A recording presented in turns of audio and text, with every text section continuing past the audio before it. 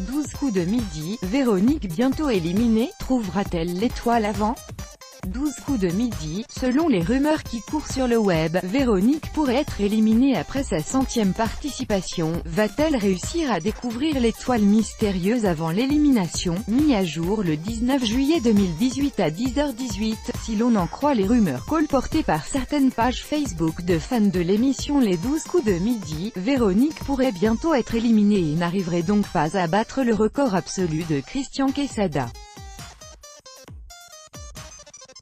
Bien sûr, rien n'a encore été confirmé par la production et TF1 qui préfère ménager le suspense autour de la chute de la maîtresse de midi.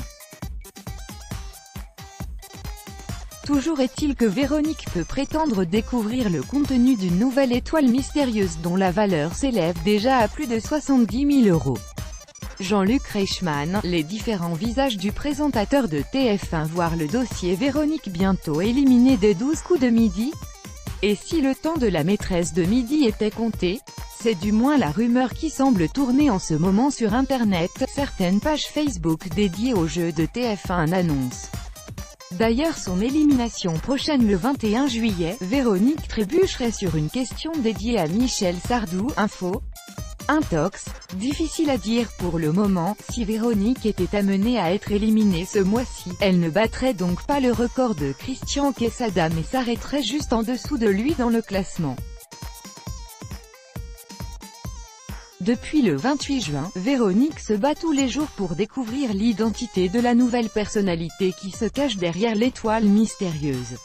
Et pour élucider le mystère, le défi sera d'autant plus difficile cet été. En période estivale, c'est une grille de 204 cases, au lieu de 130 habituellement, qu'il va falloir décoder en gagnant suffisamment d'indices pour avoir la bonne réponse. Véronique a d'ores et déjà trouvé 4 étoiles contre 7 pour Christian Quesada. La maîtresse de midi actuelle souhaite continuer sur cette voie. L'étoile mystérieuse. Les 12 coups de midi. Véronique se gratte la tête depuis le 28 juin sur une nouvelle étoile mystérieuse qui se dévoile chaque jour un peu plus. Pour l'heure, peu d'indices sont encore visibles. On y voit pour l'instant des arbres, de l'herbe et ce qui ressemble à un bâtiment historique, peut-être un opéra. Ce n'est pas encore suffisant pour que la maîtresse de midi trouve la personnalité qui se cache derrière ces indices.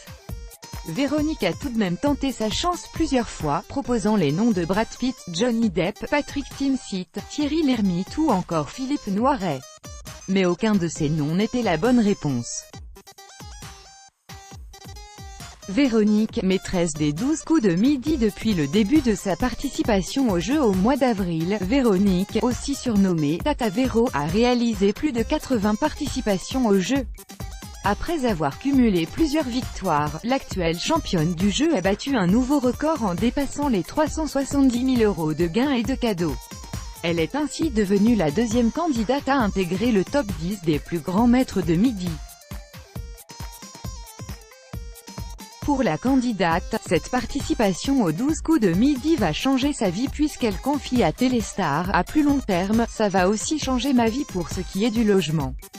Actuellement, on habite au premier étage, dans un appartement. Mon mari étant en fauteuil roulant, on envisage d'aller dans une maison de plein pied quand on aura assez d'argent. Mais quels sont les secrets de réussite de Véronique? Superstitieuse, elle a pris une certaine habitude pour espérer gagner la compétition. Lorsqu'elle séjourne dans un hôtel à chaque tournage, elle prend toujours la même chambre. Sur le plateau, Jean-Luc Reichmann a même assuré « Maintenant on se bat pour avoir la 623 ». La maîtresse du midi a aussi expliqué que pour faire travailler sa mémoire, elle se répète plusieurs fois les informations, afin que dans le cerveau ça fasse bien le chemin. Vous l'aurez remarqué, Véronique est une maîtresse de midi qui s'étend assez peu sur sa vie privée dans l'émission. En effet, celle-ci préfère ne rien dire sur qui elle est à la télévision. Si cela ne tenait qu'à moi, je ne dirais rien me concernant, annonce-t-elle dans TV Grande Chaîne. Elle explique par ailleurs que, lorsqu'elle se livre un peu trop, elle demande à ce que ça soit coupé au montage. En général, ça l'est. Tout ce qui concerne ma vie privée, ma rencontre avec Olivier, mon mari, je n'aime pas en parler, elle préfère donc ne pas évoquer ce genre de sujet dans l'émission. Quoi qu'il en soit, Jean-Luc Reichmann a bien compris que la maîtresse de midi actuelle avait une personnalité bien particulière et qu'il fallait la protéger au maximum.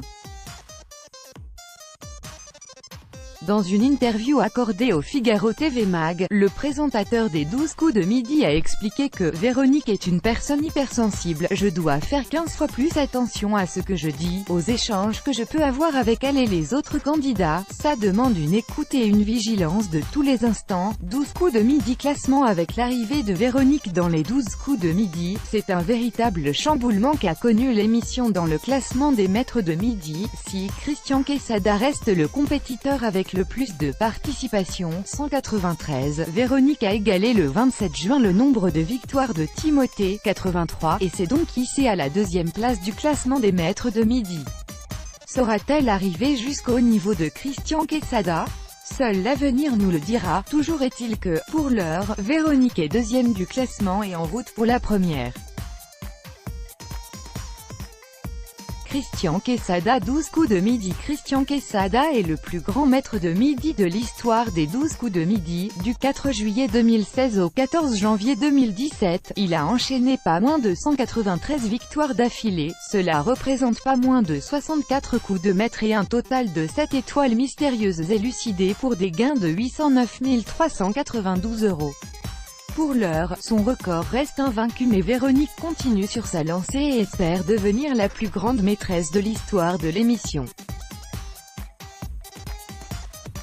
Christian Quesada, quant à lui, n'a pas hésité à dire ce qu'il pensait du parcours de Véronique. On a quasiment le même âge, mais c'est mon antithèse. Moi, je plaisantais beaucoup, alors que Véronique est bien plus pudique. Elle gagnerait peut-être à se dérider un peu. Je connais les reproches qui lui sont faits sur les réseaux sociaux, mais ils ne sont pas justifiés. Elle est courageuse et méritante. Dans un entretien accordé à Téléstar, Christian Quesada a même annoncé qu'un film adapté de sa vie allait prochainement sortir sur grand écran. Ça avance.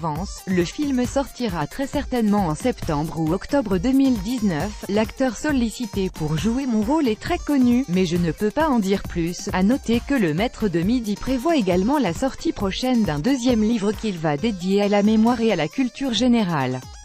Z, la voix des 12 coups de midi. Surnommée Z, la voix off du jeu Les 12 coups de midi est incarnée par Isabelle Benadji.